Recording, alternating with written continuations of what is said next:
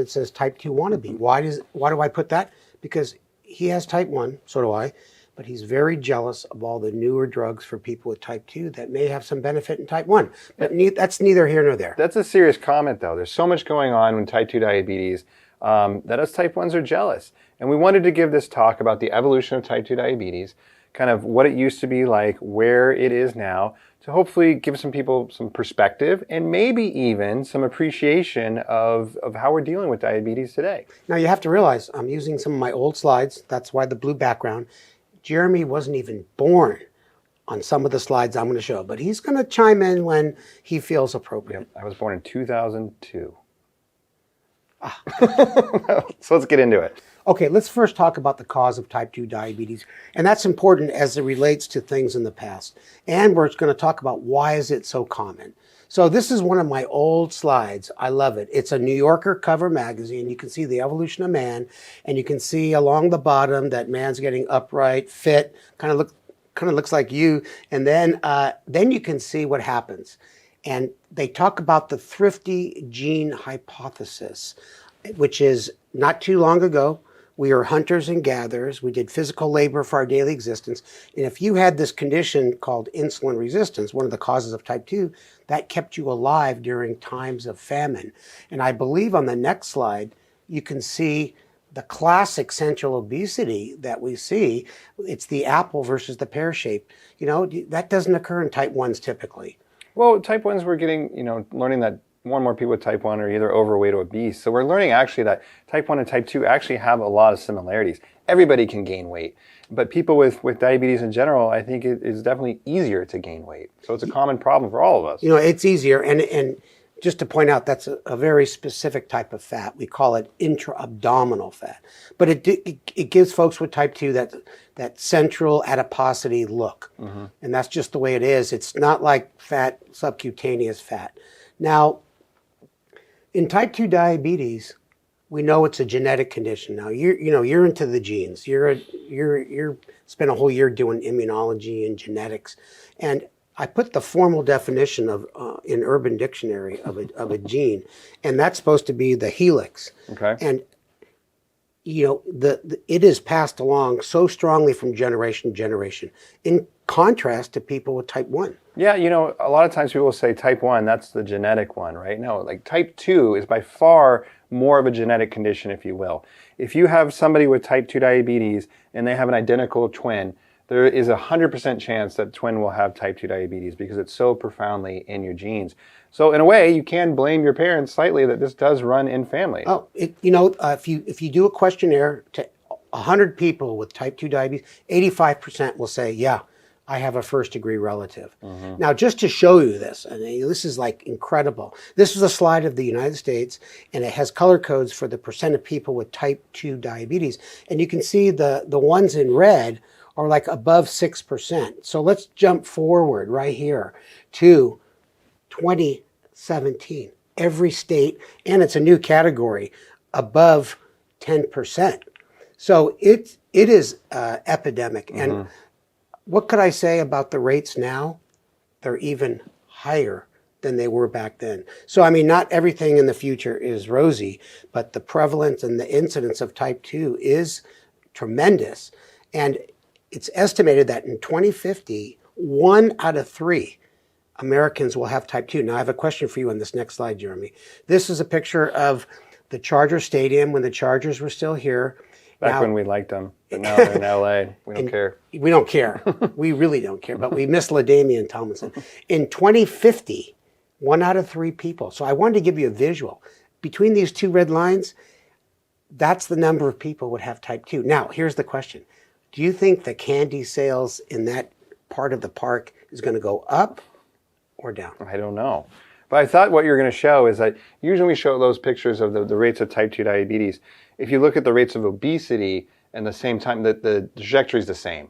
That type 2 diabetes and obesity is increasing kind of side by side. I got that slide. Oh, we'll show it. Okay, what's coming up? I've seen you do this talk. Honestly, like the last time Steve did this talk was in person 10 years ago, and I felt like I saw it so many times I could give it. So I'm so excited to be doing it with you. Yeah, and believe it or not, 6,000 people a day are diagnosed with type 2 diabetes. That's crazy. Okay, now the purpose of this slide is not to show you all the famous people over time who have gotten type 2. It's meant to tell you that type 2 diabetes crosses all socioeconomic boundaries. Doesn't matter if you're, B.B. King or Della Reese or anybody else. Now, the one person that deserves to get type 2, Ray Kroc, the guy who started McDonald's.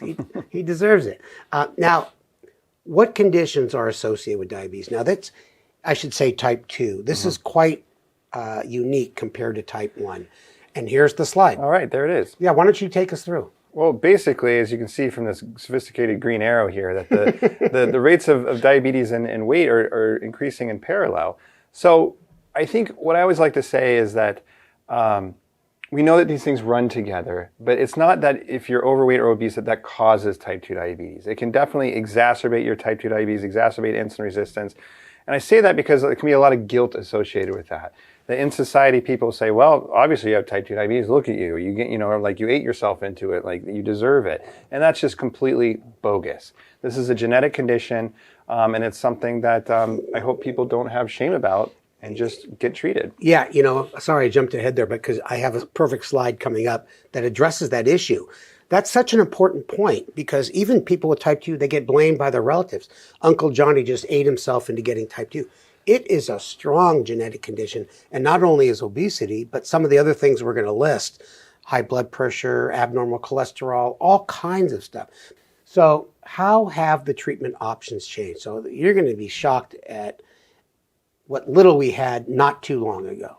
So I want to bring up one of my patients, Robert Cardenas, very famous Brigadier General in the Air Force. He got type 2 in 1970, and he lived until just a few years ago. He died at the age of 104. He was an awesome guy, came to the VA hospital. He was in World War II, Korea, and Vietnam.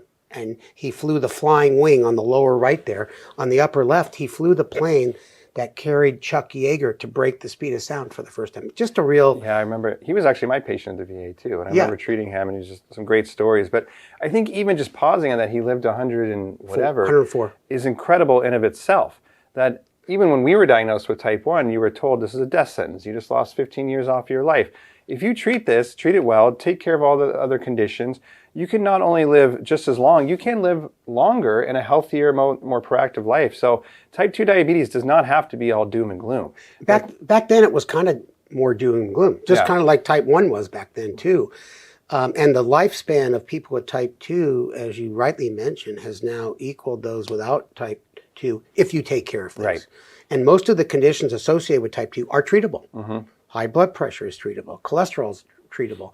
And you may not be able to change your body shape perfectly, but you can at least get in shape and lose as much excess body fat as you can. So this is the management slide that we gave Robert in someone gave him. I wasn't born until I was at 1970. I was 15. Okay, look at the dietary recommendation. This cracks me up. It's basically, a big fat steak, eggs. Like a cartoon steak that they use, in Tom and Jerry to But yeah. Yeah, then you can see there was just a couple types of pills. Back then, I'm going to show you one, and a syringe look at the size of that needle. And I've always said exercise is important, but why not get a longer leash? Look how the guy's back is bent over. That's always bothered me. I'm serious. I'm glad you laughed at that. Now that I see it, it's really frustrating. That just looks uncomfortable. No wonder he's got a bad back. Okay, so let's talk about urine testing. I know that this was available for type 1s, but this is all we had.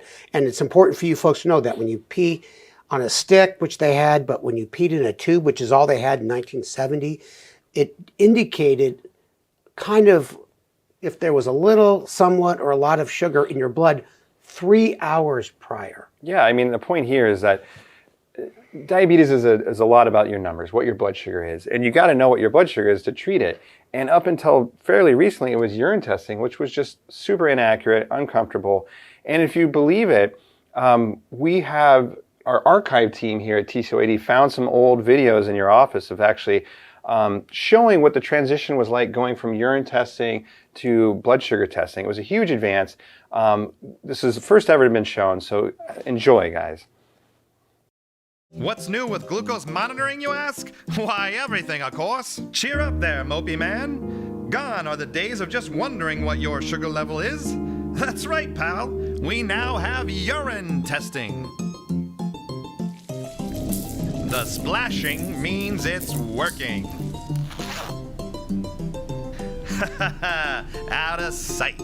And who knows what the future will hold? Testing your blood sugar? You heard me right. It's just around the corner. Getting a blood sample is easy as pie.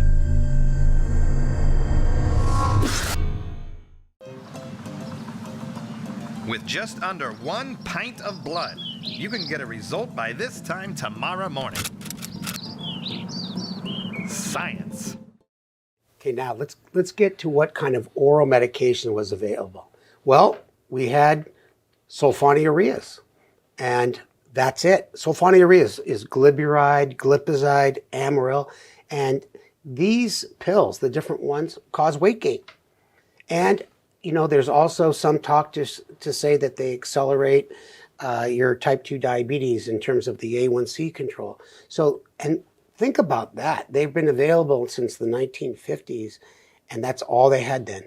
And the next medication was glucophage, which came up in 1995, and I'll show you that a little later. So there was really nothing for so long. And before 1950, if you were type 2, you had to take some old type of insulin. Mm-hmm. So, I mean, and there's glucophage in 1995. Yeah, that's a great slide. 1920, insulin, 1950s, one pill, and then another almost half a century before you get another pill. Can you believe that? Yeah. I mean, keep that thought in mind as we go forward. So, you know, while you were talking, I just got another alert from our archive team that they actually found another video of kind of, you know, showing people what it was like when they were choosing options of should they take the pill or the injection, that I'm excited to see. First ever here, so I haven't seen this. Let's enjoy this together.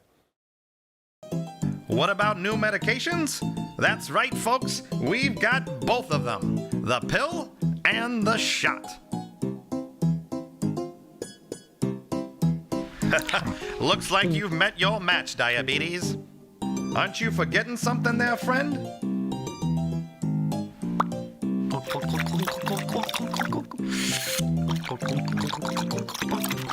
Now that's taking control of your diabetes. Hope you guys enjoyed that. Yeah. Now, this is a slide of the two types of insulin in 1970, and point out that there were no additions once again until 1995. There was regular, which is a slow-acting mealtime insulin, and we still use it, you know, today, and it can be effective. And then there's kind of the only basal they had was stuff called MPH, which we still use today, and it may, if you're on it and it's working for you, more power to you. But that was it. Mm-hmm. And you know, that was what I was put on when I was diagnosed in the Really? 90s. Yeah, regular MPH, and so were you. You know, when you're diagnosed in the 70s. Yeah. So I mean, it just goes to show you that, you know, several decades have gone by and the therapy just hadn't changed as far as insulin was concerned. Yeah. Now, one thing back then that really bugs me. Okay. That bugs me today, that you just go to the internet and there's a lot of fake herbal remedies, tonics, pills, and you know, I'll be honest with all you folks. There is no cure for type 1. There's no cure for type 2. Now, you can control it so that your blood sugars look completely normal, but there is no cure. And there's a lot of people that fall for these scams. Yeah. know?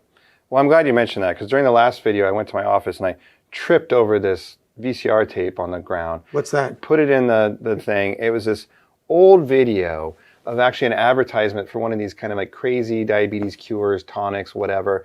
So let's just dust it off and have people take a look at what that might have looked like back in the day. Enjoy.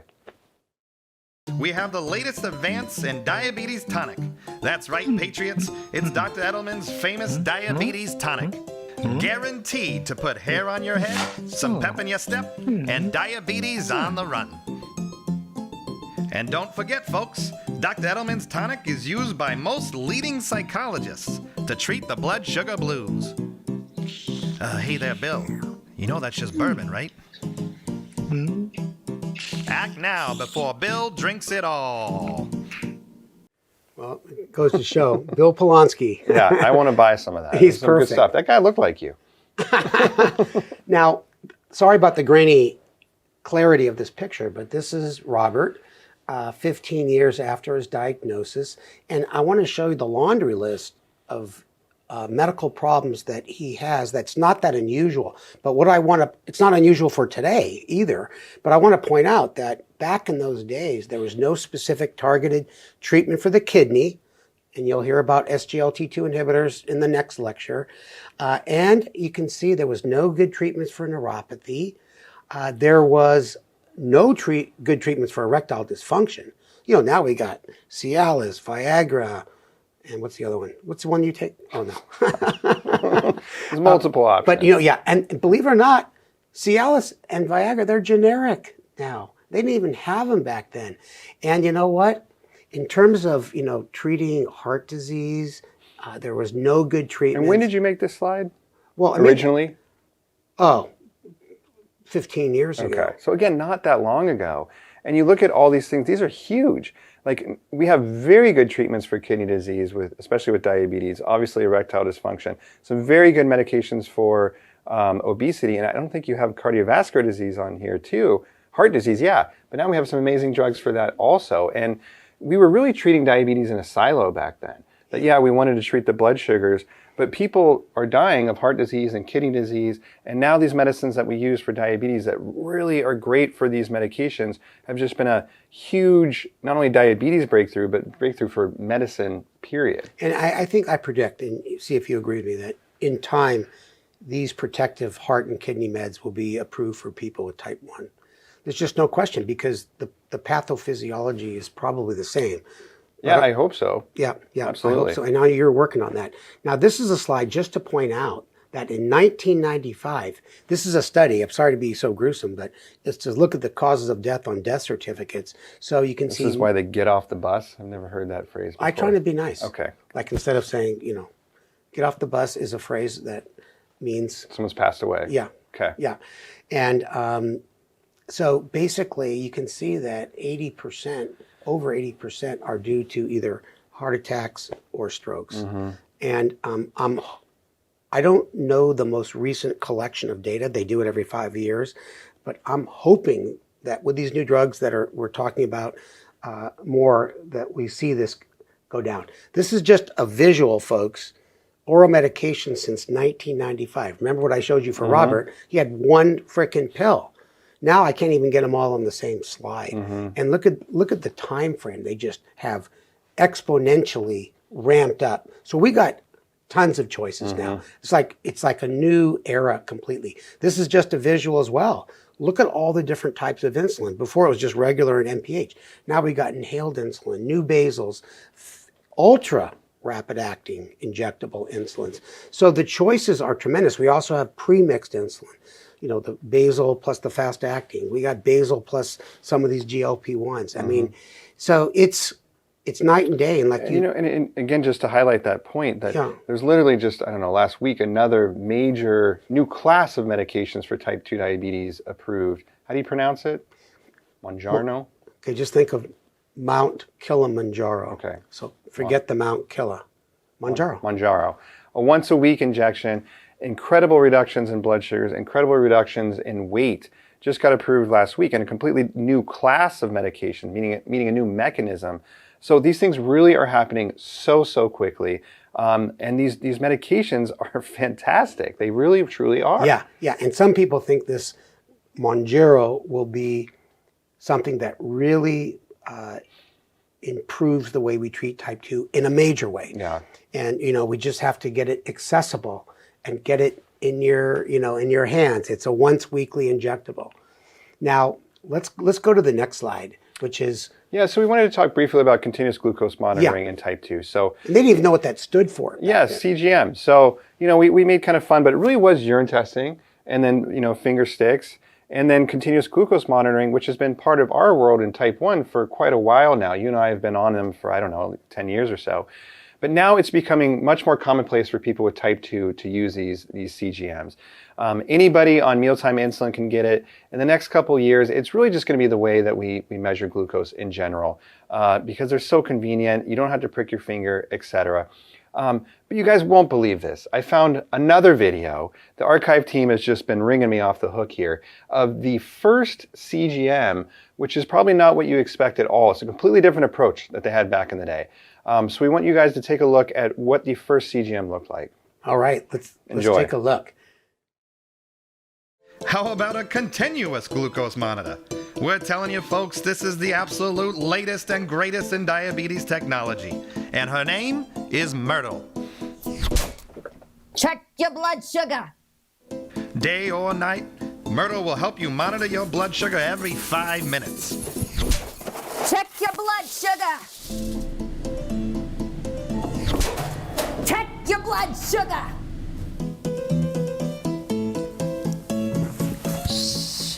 Check your blood sugar.